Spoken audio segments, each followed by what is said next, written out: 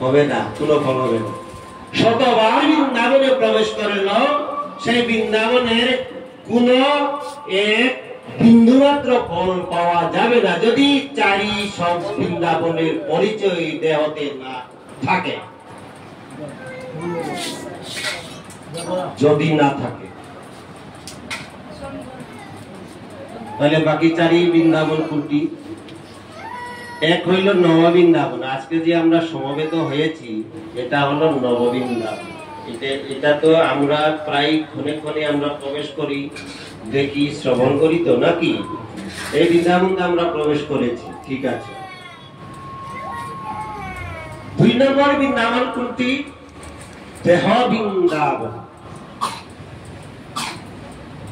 ক্ষেত্র এবং ক্ষেত্রজ্ঞ অর্জুন প্রশ্ন করেছিলেন শ্রীমদ্ গীতায়, বলে ঠাকুর ক্ষেত্র এবং ক্ষেত্রজ্ঞ বলিতে কি বুঝো? আমি তো বুঝতে পারি না। ক্ষেত্র মানে মাটি, ক্ষেত্রজ্ঞ মানে মাটি সম্বন্ধে যার অভিজ্ঞতা। ভগবান শ্রীকৃষ্ণ অর্জুনকে বলেন, বলে হে পার্থ, ক্ষেত্র মানে মাটি, অর্থাৎ দেহ এক মাটি, তাকে বলে ক্ষেত্র। এবং ক্ষেত্রজ্ঞ অর্থাৎ দেহ সম্বন্ধে যার জ্ঞান নাই, কোন জন্মেও আমাকে সে পাবে না, পাবে না, পাবে না। পরিষ্কার কথা, একদম পরিষ্কার কথা। অর্থাৎ দেহ বৃন্দাবনে প্রবেশ না করিলে, দেহ বৃন্দাবনে রসাস্বাদন করিতে না পারিলে, 1000 বার বৃন্দাবনে গেলেও কোন ফল হবে না, হবে না। সবার নিকট আমার এই অনুরোধ রাখলাম, সবাই এই যে মানব দেহ বৃন্দাবনে আগে প্রবেশ করার চেষ্টা আমরা সবাই করি। আগে আমরা সবাই করি দেহ বৃন্দাবনে প্রবেশ করি। দেহ রস না হলে অন্য রস পাওয়া যাবে না। এরপরে হবে গুপ্ত বৃন্দাবন। গুপ্ত বৃন্দাবন কোথায়? গুপ্ত বৃন্দাবন সৃষ্টিকারী কে ছিলেন? গুপ্ত বৃন্দাবনের সৃষ্টিকারী হল সীতা। এক করিতে না পারি আমার সেবাও হয় না, এ কারণে গুপ্ত বৃন্দাবন সৃষ্টি করেছিলেন। কোথায়? নবদ্বীপে। তাকে বলে গুপ্ত বৃন্দাবন।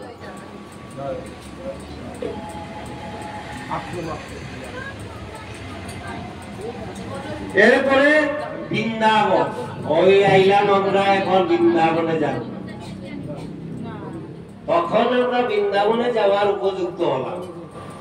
এইগুলা রস না হলে বৃন্দাবনে গিয়ে কোন ফল হবে না, কোন ফল। শতবার ঘুরতে বৃন্দাবনের রস ছাড়া বৃন্দাবনে প্রবেশ করে যদি কেউ যদি লাভবান হয়, শাস্ত্র মিথ্যা হবে।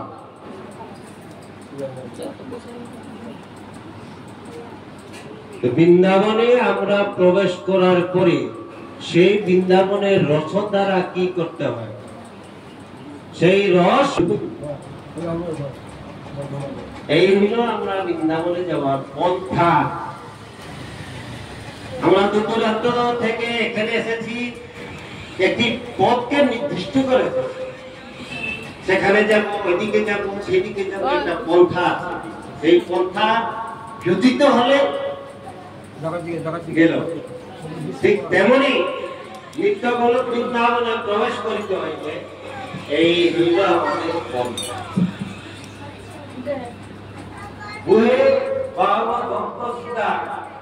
ভগবান শ্রীকৃষ্ণ আমাদেরকে 4টি রশি দিয়ে এমন ভাবে বন্ধন করেছে, সেই 4টি রশির বন্ধন থেকে মুক্ত করার সময়সীমা দিয়েছেন 4 লক্ষ দিন।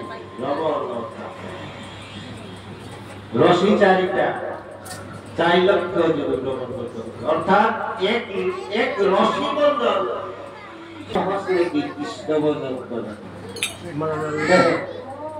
এত সহজ। কৃষ্ণ বন্ধন করা 4 লক্ষ জিনিস সমানে 4টি রশি বন্ধন থেকে মুক্ত হতে। 1 নম্বর রশি হইল কুটি কাল। কাল কাল মানে মরণ, যাকে বলি মরণের এক জিনিস মায়ের ছোট নিতেছে, মায়ের যদি কয় বলে বাবা একটু সময় পরে আমার শিশুকে নিয়ে যাও, মানবে? মানবে? মানবে? কখনো না, কখনো না। নিতে এসেছে তুমি দিতে হবে। এক দ্বন্দ্ব সময় চাইলেও কাল মানবে না। ছোট মায়ের পেলে পিতা মাতা সবাই যদি তারে সব জায়গায় ঘুষ দিয়ে আমরা কিছু কিছু করতে পারি তো নাকি সংসারে? ত্রেতা যুগে স্বয়ং গোবিন্দ রামরূপে এসে বড়বাস হয়েছিলেন কিনা? হয়েছিলেন তো। কর্মের ফাঁকে করে ঠাকুর দেখিয়ে দিলেন কর্ম এমন একটি আমি স্বয়ং গোবিন্দের পিতা দশরথের আশা ছিল কি আমার নামকে আজ আমি রাজা করে দেব, ঠিক কিনা? আশা ছিল তো। গোবিন্দের পিতা দশরথের আশা পূরণ হলো? হলো? হলো নাকি? হলো না। কেন হলো? কেন হলো? তোমাকে মুক্ত হতে হবে, ঠিক কিনা? তাহলে কর্মকাণ্ড ছাড়ে ভাই সুকর্ম এই যে আজকে কর্মের মধ্যে কর্মের মধ্যে আজকে শুভ দিনে শুভ তিথিতে আমরা তিথিতে সবাই বসে কৃষ্ণ কথা সত্যিচিত শ্রবণ করতেছি। এই কর্মের মধ্যে সর্বশ্রেষ্ঠ হইল যেটা অক্ষয় নিয়ে অক্ষয় নদী তারপর যুগে স্বয়ং কৃষ্ণে ভাগিরা নামে হত্যা করেছিলেন তো। তারপর শেষে কি হইল? ত্রেতা যুগে স্বয়ং রাম ভাগিরা নামে হত্যা করেছিলেন, কিন্তু ভাগবত যুগে পর্যন্ত সেই অপরাধ তাকে পেল কিনা? শেষান্তে। তারপর শেষান্তে এক শিব দাঁড়িয়েছে কৃষ্ণের শ্রীচরণে। বুঝতে হবে কর্ম কাউকে আমরা সবাই দুইটি গেল আমরা তিনটি বন্ধ, আমরা সবাই তিনটিটা দীর্ঘ। আচ্ছা আমাদের সবাই তো আমরা সব আমরা আপন তো নাকি? সত্য তো কথাটা? আমাদের সবার আপন আছে তো না? সংসারে আছে তো না? সত্য তো? আমাদের সবার আপন নাই, আপন তো নাই, আছে তো নাই? আছে তো না? কারো সংসারে আপন বলে নেই। আরে কেনে আপন তো আছে তো, তাইলে কেন পারলো না? হবে না, হবে না। দ্রৌপদী পাঞ্চালী দেখিয়ে দিলেন জগৎকে, পাঞ্চালী দ্রৌপদী জগৎকে দেখিয়ে দিলেন যখন তার বস্ত্র কি দেখিয়ে দিলেন? স্বয়ং গোবিন্দকে বলছেন হে গোবিন্দ আমি দেখেছি দেখেছি আমার পঞ্চকর্ণ যেমন পেলা বলে হে উদানো না বলে যখন আমি তোমাকে ডাক দিলাম তখন আমার প্রাণ থেকে তুমি বের হয়ে আমার আপনত্ব তুমি প্রমাণ করিলে জগৎকে দেখিয়ে দিলে। জয় শ্রী রাধে, জয় রাধে।